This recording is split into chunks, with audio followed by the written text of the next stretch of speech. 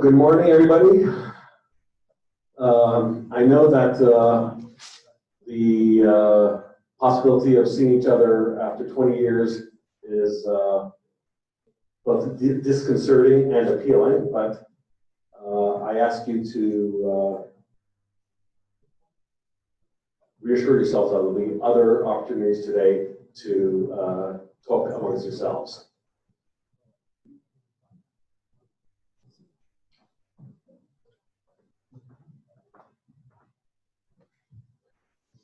Pete, why don't you sit there so that... Well, I also have to be fine with all right. Is there a way to, have you learned how to program so that it does it like every minute or so?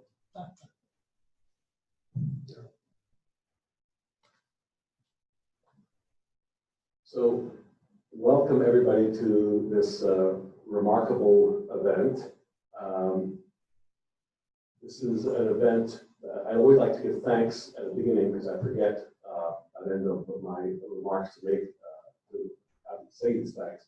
I would like to thank Varney Joe, who organized this, and I checked her flight, and last time I looked, it was close to Boston, so I am fairly confident that she'll be here. But she is the prime mover here, and like many others, I just followed in her wake, and did what she told me to do. So we're here today to celebrate some obscure anniversary of Professor Peter Szolovitz, and I guess we might as well start at the beginning. Peter was born in Hungary to two remarkable individuals, Ito and Armin Szolovitz. Both of these were Holocaust survivors who had been in camps, who lost loved ones, and who rebuilt a family when they came together. And Peter was their remarkable offspring. He left Hungary in 1956 and came to Hollywood.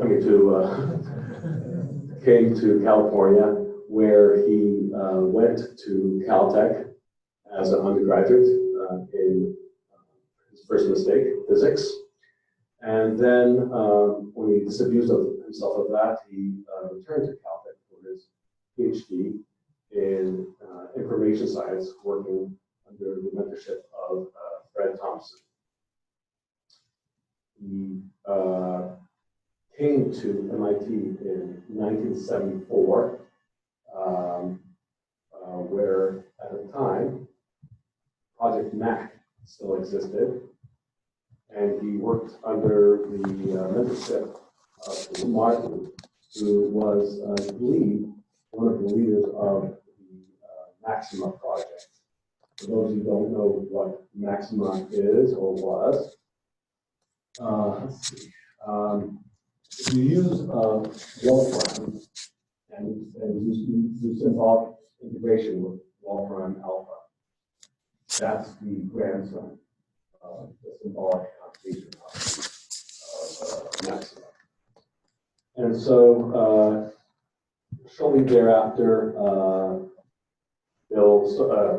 Peter started the clinical decision-making group, which he has led since. He's received multiple honors, the American College of mathematics, fellow, a fellow of the National Academy of Medicine, a fellow of the American Association for Artificial Intelligence, and like all smart old people, he received the Kohane Award for distinguished achievement from the American Academy of Informatics. His scholarship has been wide-ranging, and very peculiarly, when this morning I looked at Google Scholar, you should see this, you have exponentially rising citations for the last 4 years. It was pretty flat, and now all of a sudden, people all of a sudden understand your greatness. Your citation, literally, the last 4 years is rising exponentially. I can't explain it, but perhaps this meeting will explain it. Great students, there we go. So, where were we citing you? It took us, we only decided to start citing you in 2014. Interesting. But it is a remarkable exponential curve. I just want to highlight 3 papers among many, and in fact, many that don't bear your name, because many of us know that unlike almost any other senior advisor, faculty member, he did not put his name on his students' papers, which certainly is extremely unusual for medicine, perhaps unheard of, but even for computer science, pretty unusual.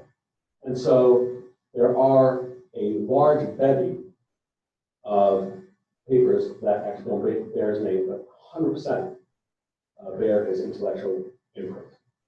But even on those who he has deigned to actually put his name on, I'd like just to highlight 3.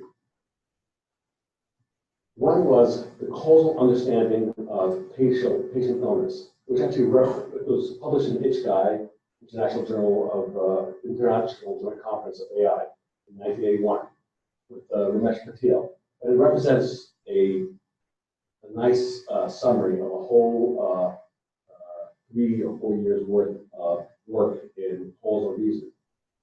And I pointed out not only because it was an important paper at that time, in showing how we could have causal models that would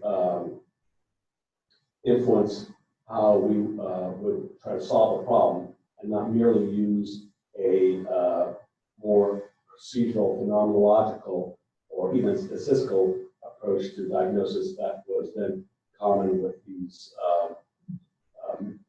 systems such as the Explain, for example.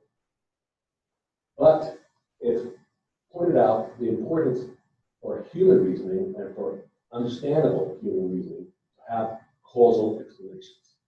And I think that's quite remarkable because, and maybe that's why his citation index is going up now, because even as all of us have been drinking literally of the deep learning Kool-Aid, there is an understanding that for both explainable but even more robust general intelligence, we're going to need to have causal models.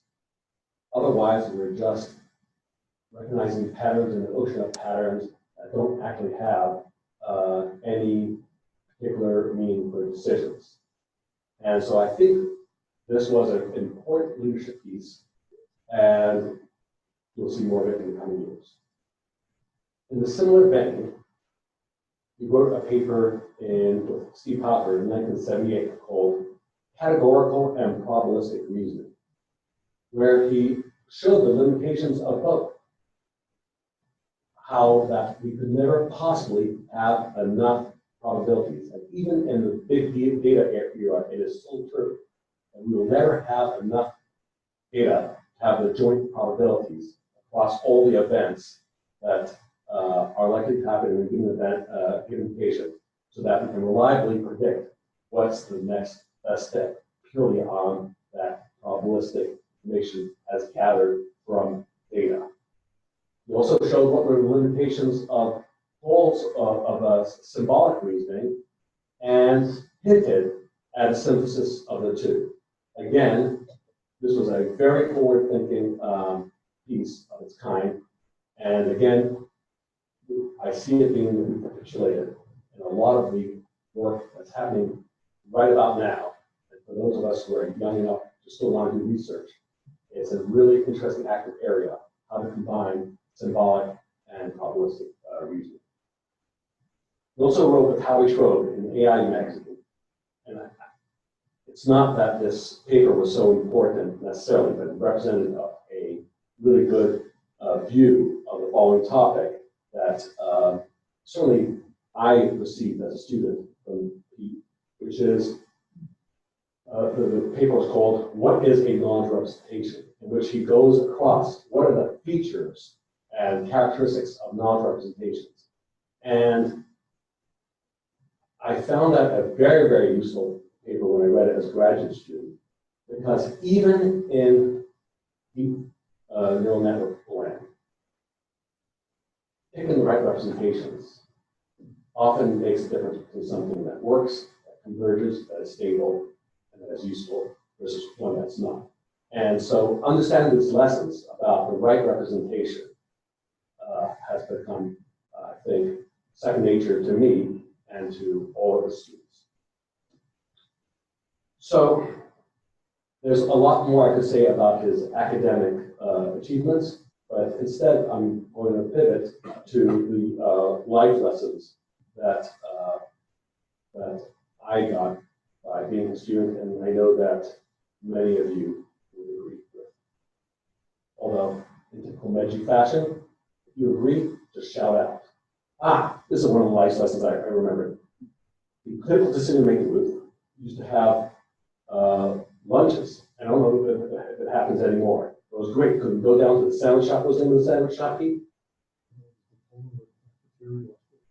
Yeah, and then after that. Yeah. And so we'd all go there, we'd eat sandwiches in the lounge, and people talk, and everybody would interrupt really, really interestingly. I only learned 10 years later that was considered obnoxious behavior when everybody else told me when I did it to them. But it was the notion of challenging everybody in mid-flight in their ideas was a very, very intellectually stimulating and rewarding approach, rather than just waiting at the end and asking a few polite questions. I certainly learned a lot about that. The important lesson was that scholarship mattered, that reading the past literature mattered, that we do not reside as de novo researchers. Now, that may seem obvious to us when we are students, but let me tell you, as researchers, I've seen in medicine and in computer science and in molecular biology, everybody relearning what was published 30 years earlier.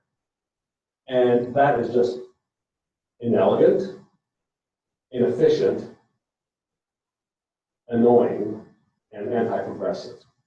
And so what I think we learned from Pete, because he showed by example, is that you go back to the sources, you go back to Simon and Newell, and see what they told us about cognition and AI. And I think it made us more intellectually rigorous and broader thinkers in computer science. He also, therefore, made sure that we built upon what others had built. And so I can say we were meticulous under his tutelage of citing those who actually came before us. Again, something that I know all of us do, and personally, I am that much more outraged when I see individuals, researchers, who clearly, on purpose, do not cite others just to somehow create this narrative arc that they were the first in that space. Another thing I learned, as many of you did from Pete, was to think big, think something new, think something interesting, and something that is societally meaningful, which is not necessarily going to be the case if you're at a department of computer science. Now, there are others who are thinking big in computer science, but not everyone, and we were lucky to have people who thought big. So, for example, in 1994, conceived of this notion, which I think is Ken here. Can we talk about Guardian Angel? Okay. So I won't steal Ken's thunder about Guardian Angel, except to say it was an ARPA project, and it was so early that he was able to secure a 2-letter top-level domain, ga.org, which I'm sure he could have. We could have a great party if he sold that domain. And I've been offered 6 figures. 6 figures? Maybe you're not as smart as I thought you were. I'm not sure I believe it, but. Ooh, nice. So.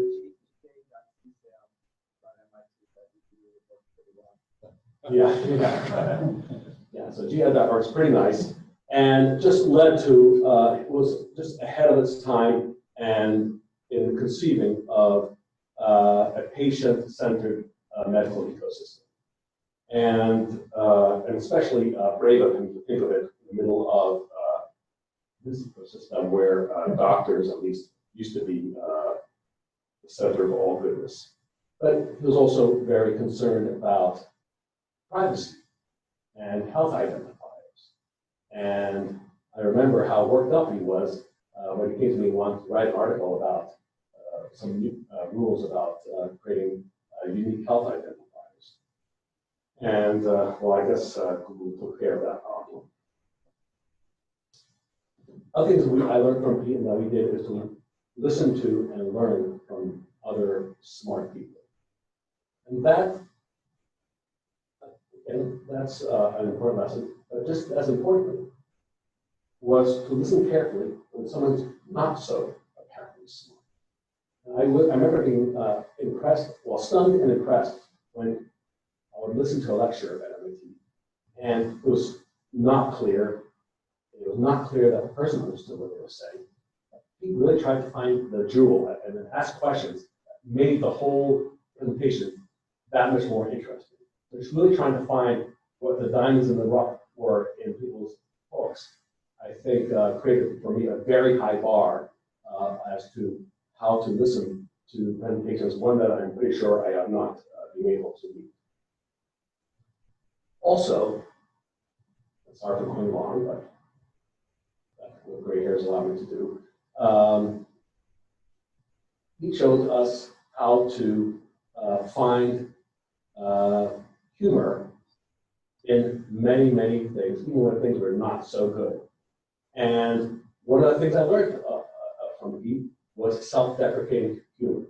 And so Peter would brag to me very often of how he had predicted the advent of the electronic medical record 5 or 10 years in the future, back when he was predicting it in the 1980s. I wish he had actually been perpetually wrong. Instead, it actually did happen. He also taught us a lot about mentorship. One of the phrases that I have repeated that he taught me, and I've heard other students repeat, is credit is infinitely divisible. That is, if someone has made a contribution, even a small contribution to a paper, just acknowledge it. What does it cost you to put their name on paper if they actually contribute? And this is an interesting contrast to the I'm not putting my name on students' papers. But both of these I view as examples of generosity, and I think it's really helped all of us. In the same spirit, rejoice in the success of others. I've seen a lot of mean-spiritedness, both of people about others' success, but even of success of their own students, often.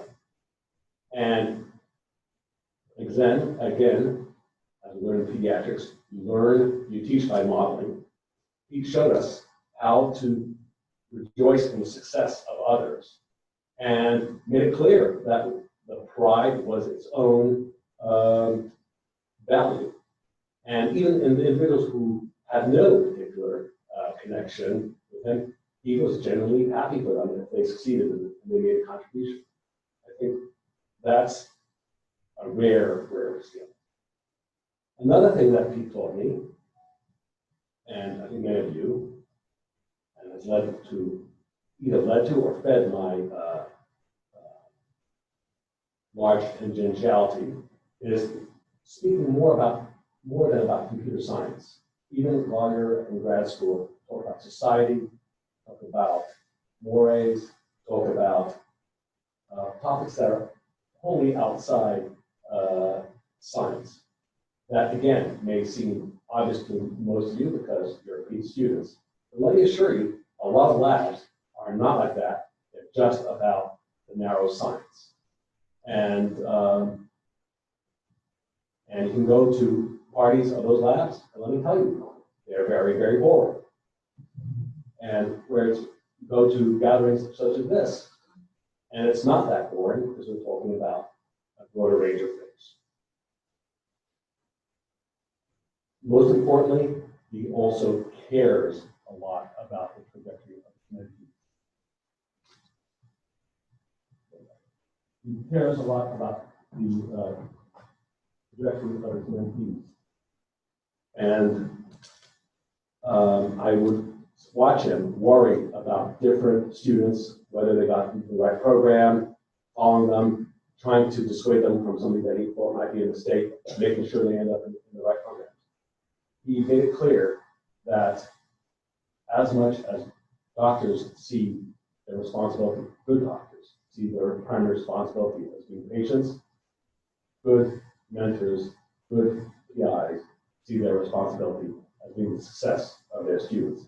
That was a incredibly important lesson that's led my own success in mentoring. Finally, let us all recognize together perhaps the most important attribute of all.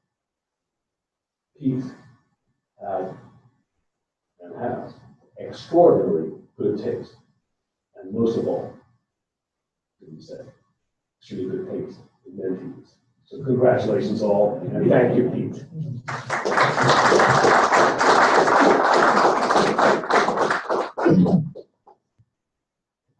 Where do I pick up my yellow? All right, has Margaret shown up yet? Not yet, Damn. but 10 something now. All right.